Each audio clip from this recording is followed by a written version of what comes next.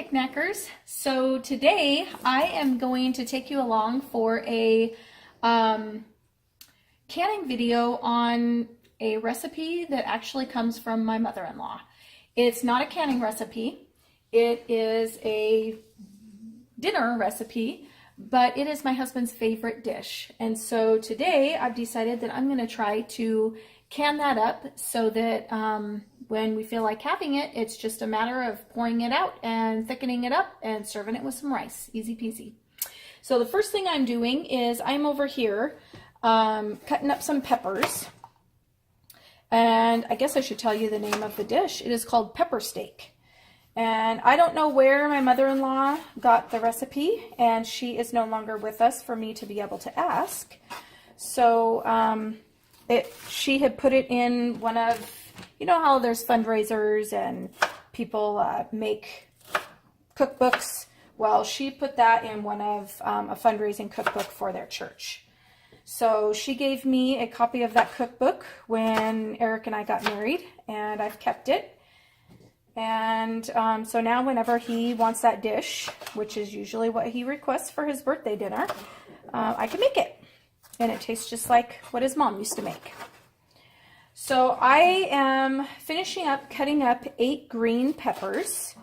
And the recipe calls for 2 cups of green peppers. And usually when I make it, if I'm eyeballing it, I think it probably makes about 2 quarts. So that's about a cup of peppers per quart. And I'm just going to guesstimate that 1 pepper does about a cup. So that's just how I'm basing that. So I am going to be canning up 7 quarts, but I'm also going to take you along for making it out of a jar, just like I did with the beef stroganoff. I'm going to just kind of put all the ingredients in a jar and pretend like we've canned that one and we're making it for a dinner. So I'm on my last pepper, and I'll tell you what I do when I'm cutting up my veggies is I save all of my scraps. So even if you say, well, man, Nicole, there's still a lot of pepper on there. There is, but that will all go to flavor stock when I get a whole bunch of veggies and throw them in a big pot, and I do veggie stock, or I add it when I'm doing my chicken or beef and help flavor it that way. So it's not going to go to waste. No worries. So I'm just cutting these up in chunks. It really doesn't matter what size. I'm just kind of eyeballing whatever looks good. So we'll get that going, and then I have my stock already made. I had cut up, I think I got out 5 roasts, chuck roasts out of the freezer, and thawed them out, diced them, and then I used the bones from the chuck roast to make the broth. And I roasted the roast in the oven, and it is sitting in the fridge. The fat is all nicely congealed on the top. I'll get that out and we'll start cleaning that broth up. And I'm going to grab these 4 onions, and I'm going to get these cut up, and I will bring you back. So I have a whole bunch of celery all chopped up and added to my green peppers and my onions. And now I'm in the process of slicing up some mushrooms. So what I've done with my mushrooms is I have soaked them in some kind of lukewarm water. My hands were a little cold, so I made it a little on the warmer side. I've taken out all the stems, and I'm just going to throw those in my veggie bag and cut up my cremini mushrooms. Just slice them, and then once these are all sliced up, we'll bring you back for the next step. Okay, so the whole setup is a little awkward now because unfortunately one of my elements died on my stove. So where I used to be able to have, the canner and my big pot of broth or meat or whatever, I can't do that anymore. I'm so sad. So I'm having to rearrange everything. It feels a little awkward, but it's not going to stop me from canning. So what I'm going to do now is I'm going to add a teaspoon of garlic to every jar. maybe a little more than a teaspoon, just around a clove.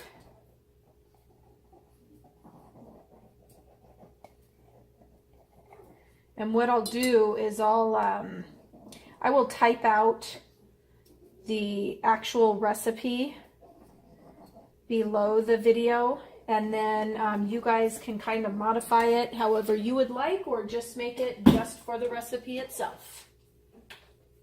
But this is the way I'm doing it. So the recipe does call for a 1/4 teaspoon of ginger.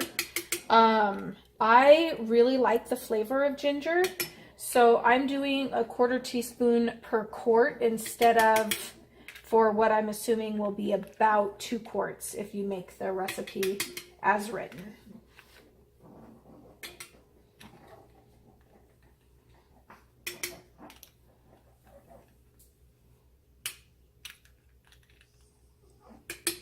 All right, so there's that. And now what I'm going to do is I need to get out, where's my funnel? I need to start, kind of dividing this meat between the jars. And I lost some there, so I'm going to add that there.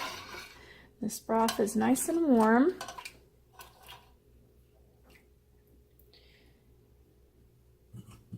So I took the roast, and the bones that were left over after cutting them up is what I used to make the broth. And I don't know if you can see that in there, but the broth has a great color to it.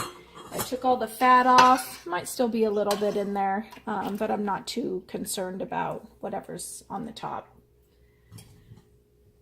And I'm kind of thinking I'll have more broth than what I'm going to need to do these 8 quarts, just because they're going to be chock full of all of the veggies. Now, one thing that is missing in the canning jars will be tomatoes, because I have all of my tomatoes on the shelf. So what I'll do is I'm planning on just opening up a quart of my tomatoes, because it does call for 2 cups of tomatoes. I'll just open up a quart, and that's what I'll use to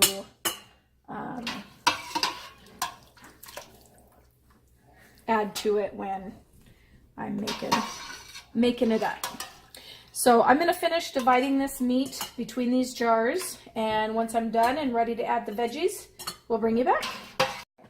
All right, so I have my veggie mixture right here, and all I'm going to do is, I'm pretty sure I have enough to just fill up all the jars with veggies. So that's what I'm going to do.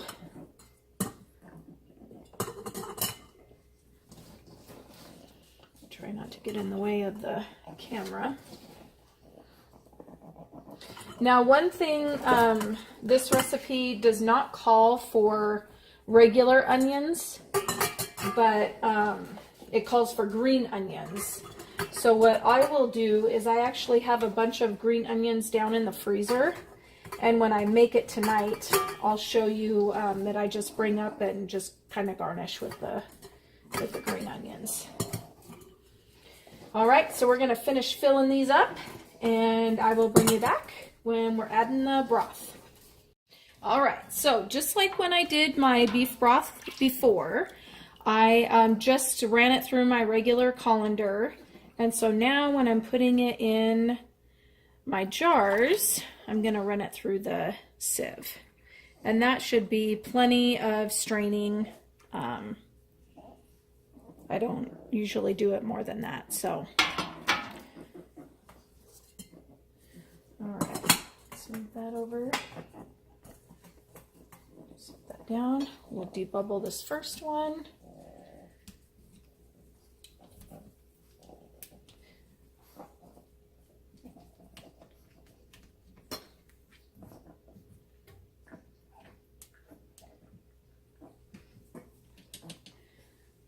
About to the 1 inch, but I'm going to add just a little bit more broth. And this is actually the one that's going to be sitting and waiting to be used tonight.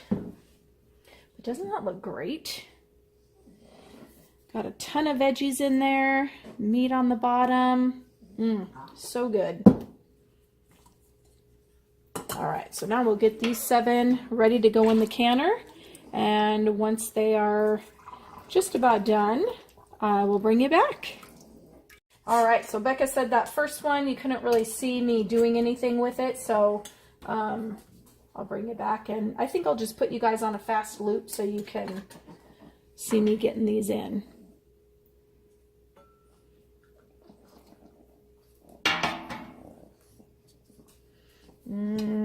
Probably have a little bit too much veggies in there.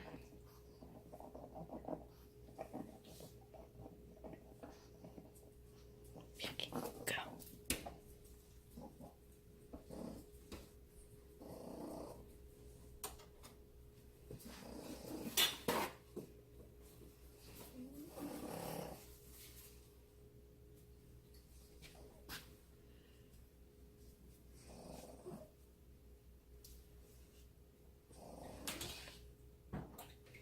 Yeah, I was watching you do it and I was thinking the pot's kind of in the way. You can't really see. Oh. Because it was the pot and then your arms. There.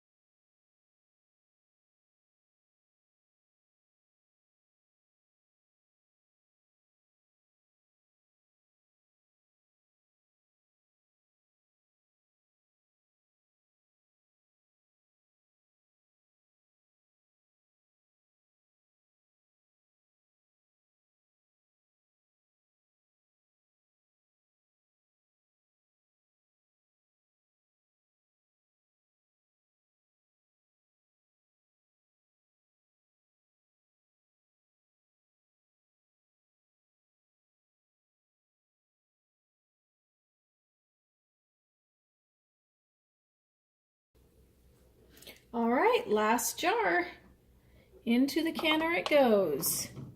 And since these have meat in them, they will be canning for 90 minutes.